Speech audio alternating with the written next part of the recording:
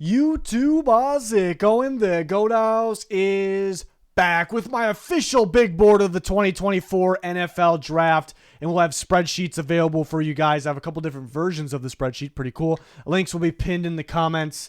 We'll post a position ranking spreadsheet on our Twitter when the time is right before the draft. We'll be live during day one. Hopefully you can join us for that. Live analysis day 2 and 3 on our Twitter, but day 1 will be right here on YouTube.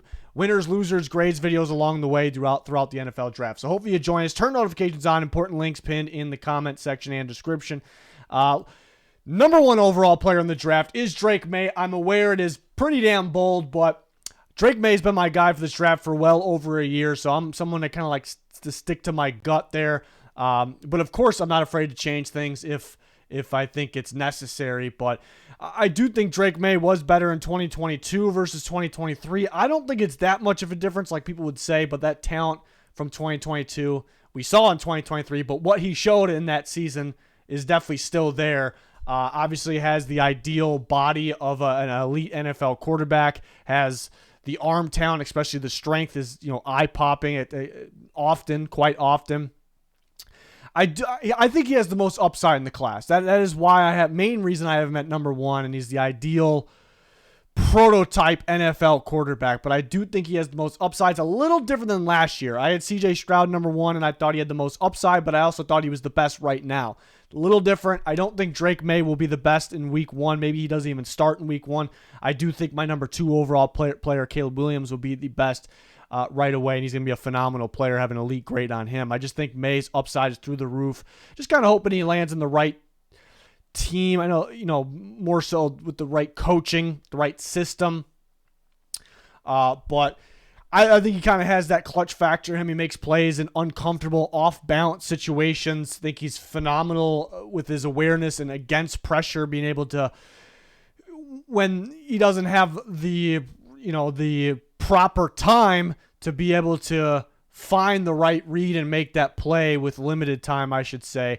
Usually with these elite quarterbacks in the top of the NFL draft, they usually, they have good offense lines. They have all day to throw. It's always the question is, how will they be in the NFL when they're getting pressured? They're not going to have all day to throw. There's not going to be guys wide open. And Drake Maye is kind of like a rare situation where an elite quarterback prospect that didn't have that. He didn't have a great offense line. His guys weren't really open too often. He didn't have the most perfect offensive system. So, and there's been guys like Drake in that category, like Drake Maye over the years, but it's pretty rare. Usually those good quarterbacks have come from pretty good systems here. So I think he has upside in an NFL system with an NFL offensive line, NFL receivers, NFL coaching. So big Drake Maye fan, been for a long time. To round out my top 5, 2 quarterbacks at the top and then 3 receivers in a row. So that's pretty interesting.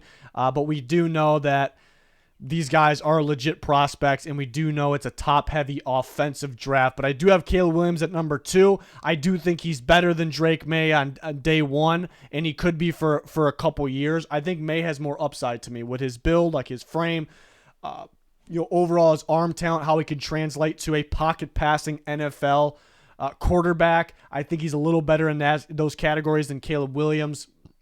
Williams is great. He's a playmaking quarterback. Extends plays at a very high level, eye-popping plays, can escape pressure, hell of an athlete. He has the athleticism and the scrambling ability to be a high-end scrambler, runner, but I love that that's not number 1 on what he is. He's a passer first, and that's what we love about him, and it's a big reason we get an elite grade, number 2 overall player for Caleb Williams.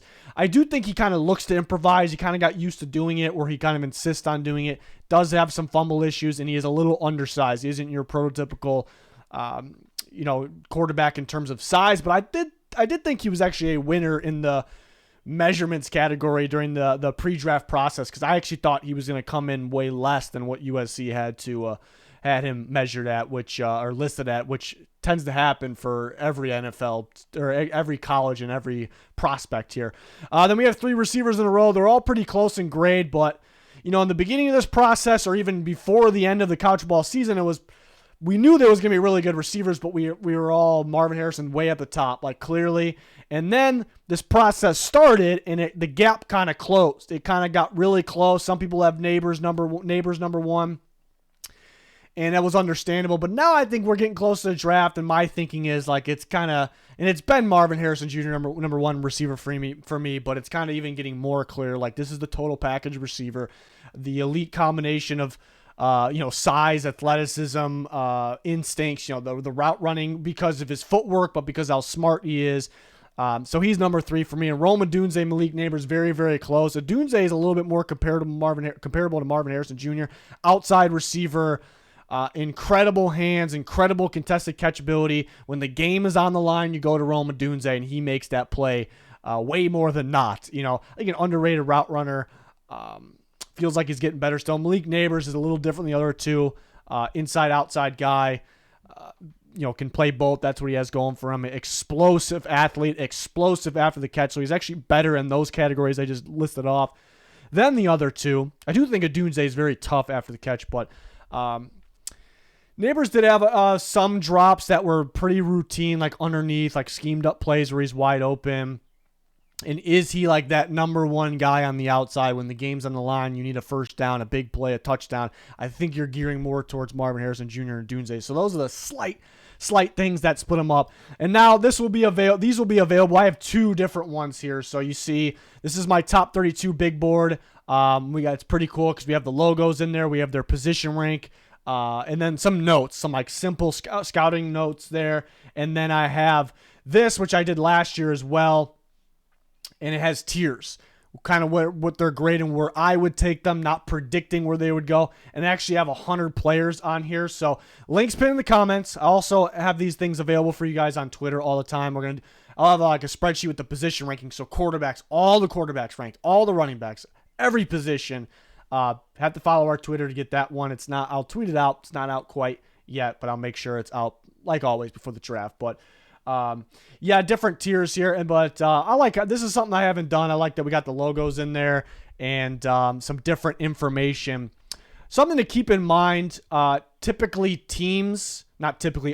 teams don't have as much round 1 grades as you or me or other analysts out there, and that makes sense. That's because teams have specific fits, specific character concerns, medical concerns, but mainly the fits on what guy would work for them and what they're looking for. Do they just not have interest in this guy? So specific teams have smaller boards. It makes sense. And it makes sense for me and you out there to have bigger boards or more round 1 grades, round 2 grades, because we're not one team. We're looking at it as NFL, the entire team. So that's something to keep in mind as well. But there are teams out there that have pretty tiny boards when it comes to the entire draft compared to us, and then with specific rounds. So it kind of makes sense. But we already talked about my top 5. Brock Bowers at number 6. I think of Brock Bowers. I think freaky tight ends tight end that gets first downs. He's a tough dude that gets first downs. And Joe Alt is a unique high upside type offensive tackle. Wasn't a tight end or wasn't a tackle coming out of high school. Actually played tight end, defensive end. Notre Dame knows their offensive lineman, so he's unique, high upside guy, and the best one today at the same time, which is usually not the case. Usually, like, you have all high upside, maybe you're not like the best one at your position right away. Jaden Daniels at 8. A lot to wow about, but a lot, that I think his transition to the NFL could be a little tough because it is great that he's dual threat. He can run, he can make plays. He's going to make those plays. He's going to make an impact right away, but some of the plays he runs on, he's going to need to throw at the NFL level. Like, he's going to cause production, but is it going to cause them to win games? We've seen it quite a bit from quarterbacks in the NFL, but he's improved every step of the way, even going to the SEC. I love the downfield touch on the ball. Big-time playmaker at the position. Really good outside the pocket. Just tends to kind of drop his eyes and look to run. And that was while he had elite receivers and a pretty good offensive line there. Byron Murphy is number 9, my number 1 defensive player in the draft. I've had that for a bit, and back when it was very, very bold, I had that, and now it's becoming more of a thing. Then Dallas Turner is next. We have 3 Alabama guys in a row there, which is kind of weird, but it is Alabama.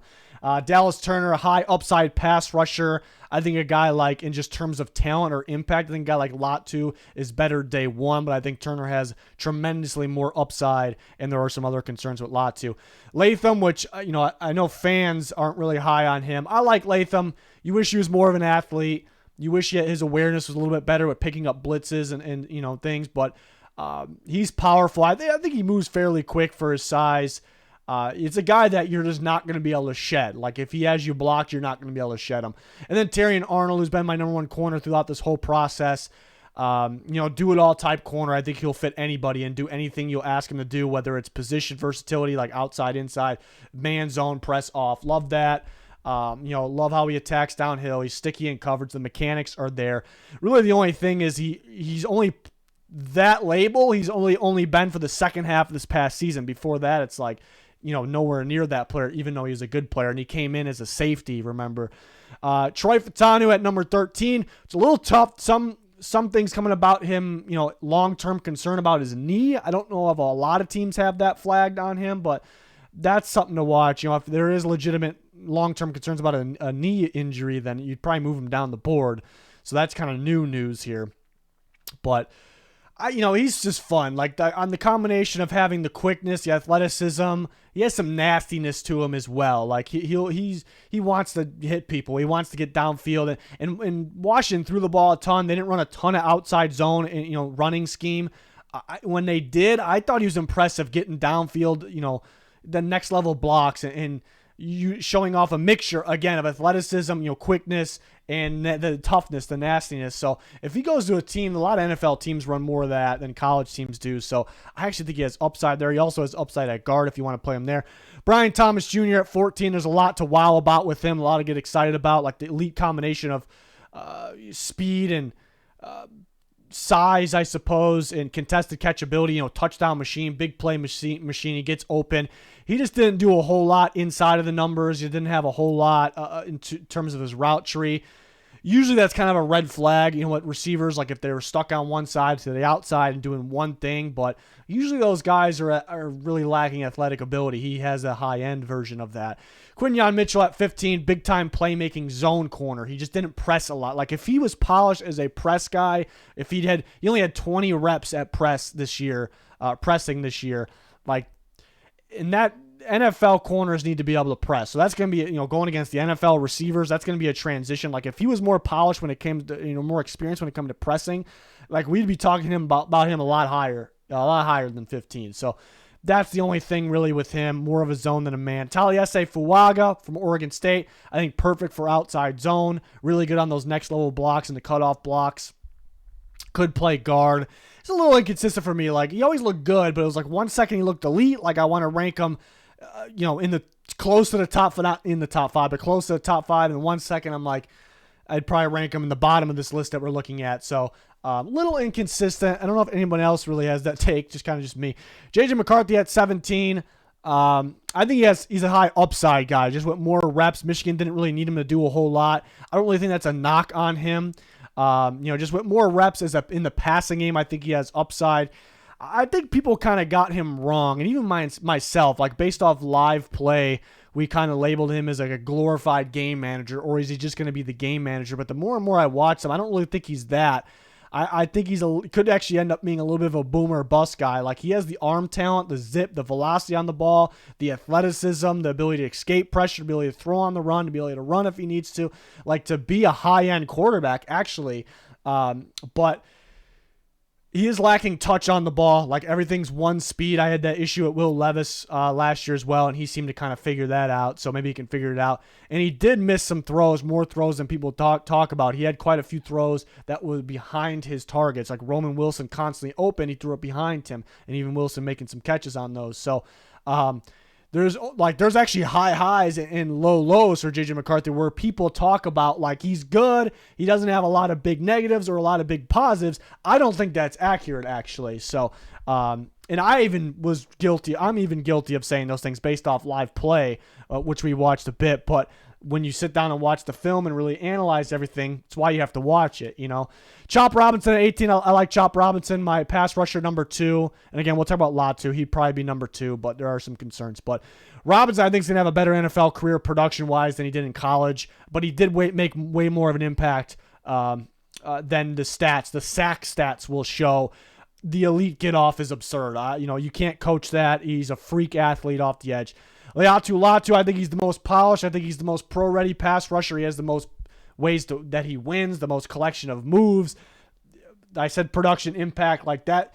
That puts him at number 1 edge rusher, but you do factor in multiple other things. Upside, I think he's pretty close to his ceiling. I think the other guys, Turner especially, have way more upside, what they could be.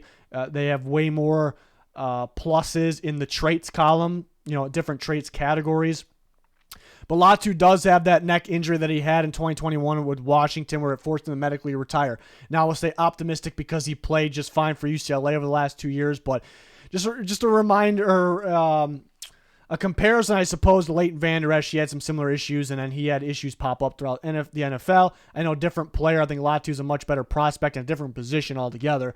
But he was forced to retire now just this past offseason. So we'll stay optimistic. But one bad hit, it's like, okay, is he the same? Can he even play? So it is scary. Like you're drafting long-term franchise guys in the first round. So that does bump him down for sure. It's like just put yourself in the shoes of one GM. You're on the clock. Do you take that? Or you take one of these other super talented guys that may just be one spot or a couple spots down your board? It's a little tricky. So very talented. Adonai Mitchell from Texas, outside receiver. I like the athleticism, the contested catch ability. He actually ran an NFL route tree. Like, he made plays over the middle of the field. So he actually totally beats Brian Thomas Jr. in that category. But that's really only negative for Brian Thomas Jr. I really don't see any other negatives. Where Mitchell, there's some plays he takes off. While the play's building up, you can go, he's not getting the ball, or he is getting the ball, or he's going to get looked at or a target. You can actually do that. Like, he is the poster child of that from prospects from a long time. Like, I can't remember other guys that were like in that level with him, where there was actually plays where I'm predicting if he's going to be targeted or not. So that's not ideal. I definitely think you could fix that. More motivation being in the NFL. Heard some teams are concerned that he is diabetic. Does that affect on-field play? Not really, I would assume, but I guess it is something that really has to be taken care of. And will teams be worried about him handling it? I suppose.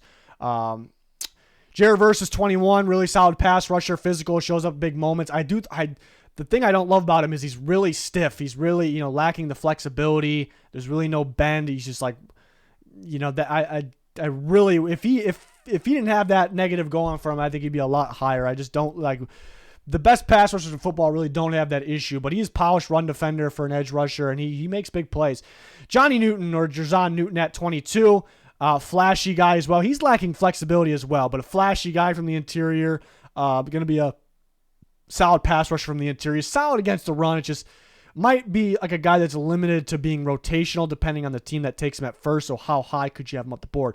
Cooper DeJean is next, an interesting player because I just want to view him as a DB. I actually love his upside at safety or in the nickel spot. I actually think he could be like a Antoine Winfield type player, like the way he plays safety and the way he plays in the slot. I think Cooper DeJean could be that. He can play outside corner. He did play outside corner way more than the other spots in college.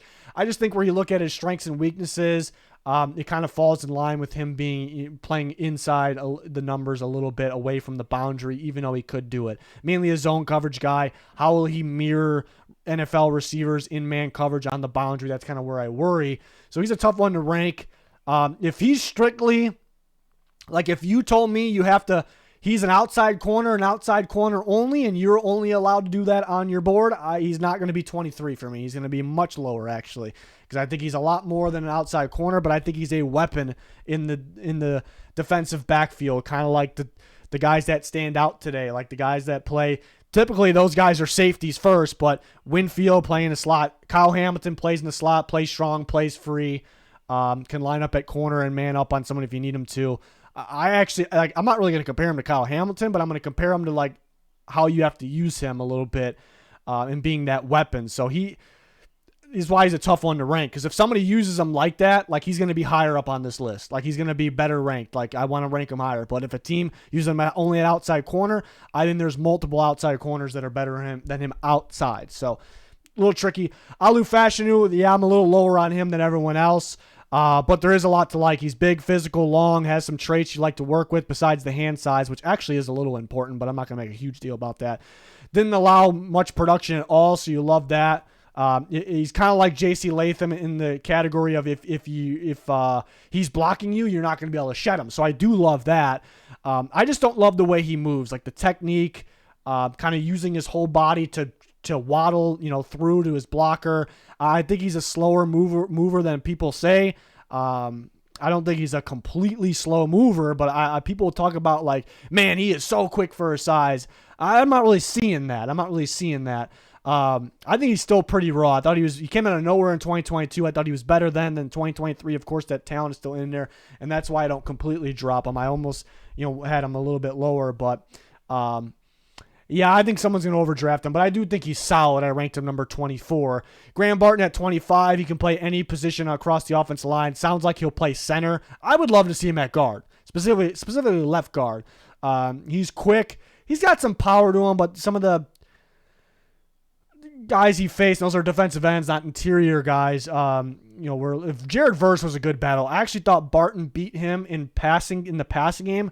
Verse beat him in the running game, like using his power in the running game. So that was pretty interesting. So, and that, Barton going in the guard, I think he's gonna be able to move better in there. I think he's gonna be, the issue with the length won't come into play. But then the question is, what happens if he goes against the super physical interior defenders? But he also, I think he's pretty scheme versatile. Like I actually saw good moments with him getting downfield or pulling very well and just using his quickness, athletic ability. And that really says outside zone to me, which Duke didn't run a ton of. So I think he actually has upside with more reps in this correct position and in that scheme. So he actually could be better because of scheme change going in the NFL. But good for those teams that, like, if a tackle goes down, they can put him there, or if they can use him where they need him. Kool-Aid McKinstry at 26 was always a star corner, coming out of high school, coming out of college, or in college in Alabama. Very smart, really good in press and experience in press. I see, like, he can do a lot of different things, but I just see a possible star cover 2 corner, which really defensive coordinators want to run if it's run right by corners. I think he can do that. Tyler Guyton's a guy that this last week I want to move him up higher. And after the Senior Bowl, I had him higher, and then I kind of dropped him down after the Combine.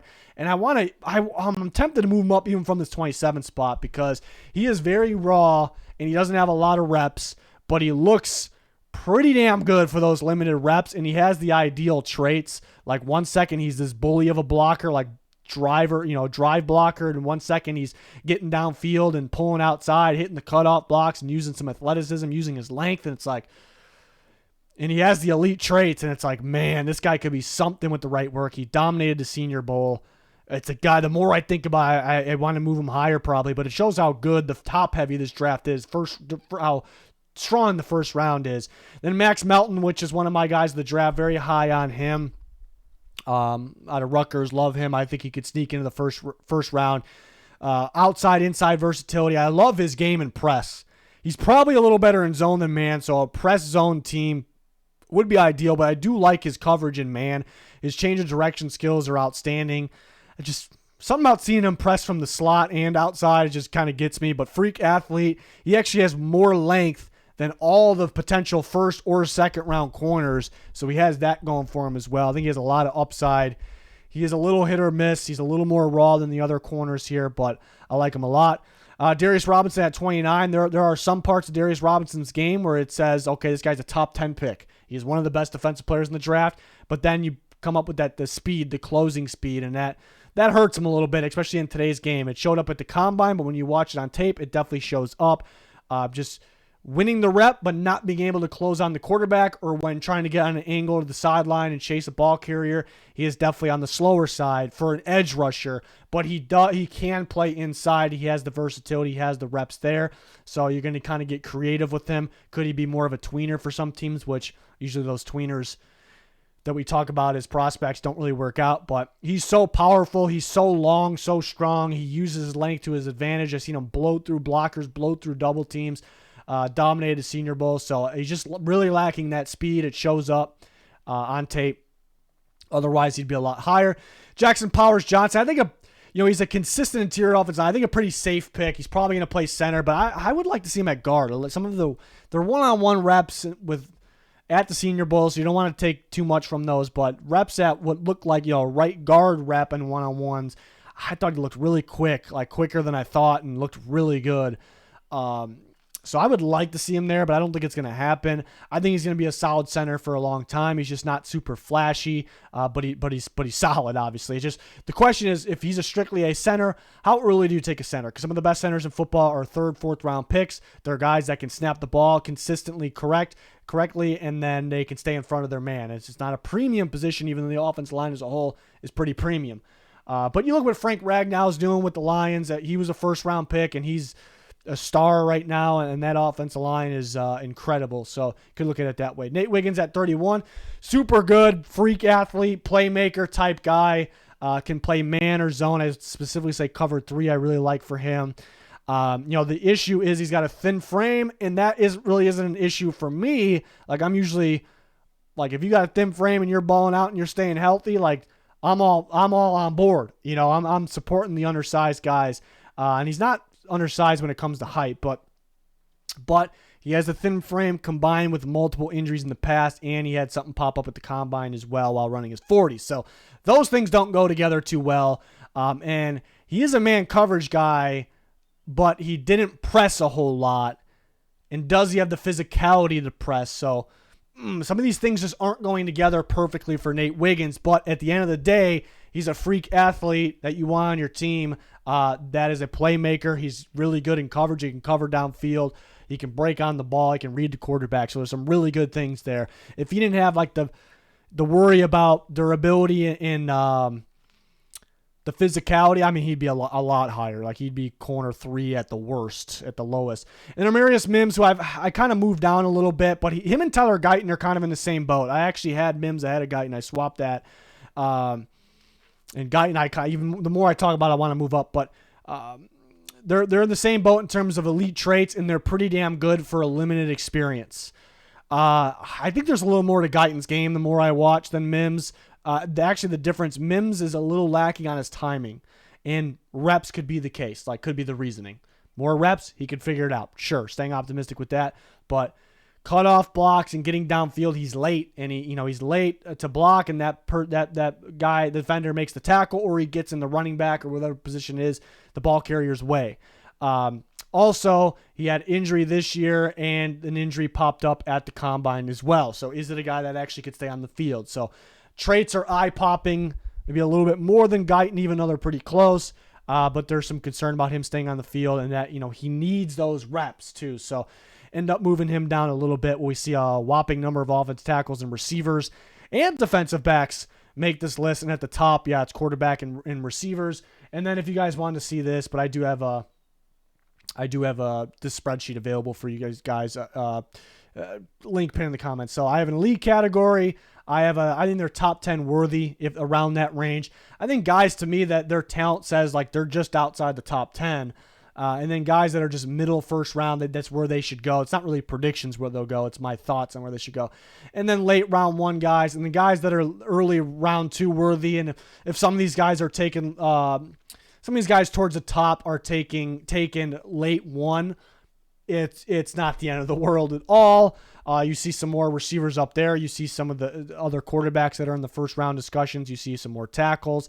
First linebacker there, Edgerrin Cooper, which he's growing on me a little bit more. I like T'Vondre Sweat a lot. He's a tough one to rank because the DUI, and it's just showing how dumb he is, to do that in general, but to do it that close to the NFL draft. But I am, in terms of his talent, I'm probably higher on Sweat than anybody else.